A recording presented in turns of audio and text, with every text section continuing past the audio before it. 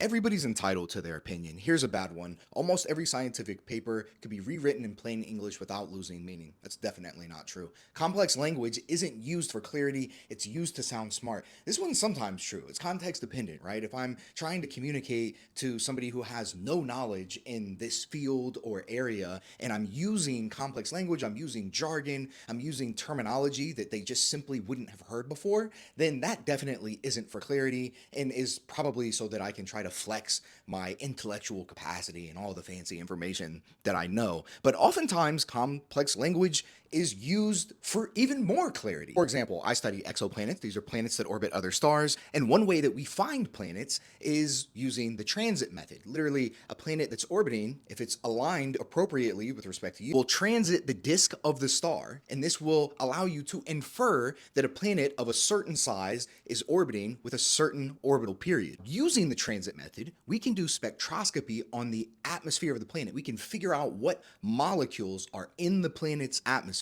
The way that you do this is you get observations, you get a spectrum of what the star looks like when the planet isn't there. Here's an example of an F-type star, but the spectrum would look something like this. Then you get observations when the planet is in front of the star. And while yes, a little bit of the light is being blocked out, realize that if this planet has an atmosphere, some of the photons are getting filtered, they are getting transmitted through the atmosphere. If you subtract those observations, just the star minus the star with the planet in front of it, what you're left with is the light from the star that has been transmitted through the atmosphere. We call this the transmission spectrum. I know that was a little bit pedantic, but for a reason. I mean, am I supposed to go through and spend half a page in my paper explaining that when I could just say transmission spectrum or transmission spectroscopy? Papers would balloon to thousands and thousands of pages. I agree in principle that scientific papers should be more accessible. Institutions could fund this, right? You could have people do this, and we do.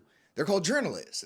Science journalists write articles that put the findings from a paper in plain English. And that's why there's a lot of misinformation, because it's so hard to do accurately, especially if you're not a science and don't understand all the nuance and all the context within the field or within the paper itself. The idea that a paper could be rewritten in plain English without losing meaning is patently false, unless you were going to have every paper essentially include the definitions of everything that's ever been discovered in science, and then you'd end up with million-page papers that nobody is ever going to read.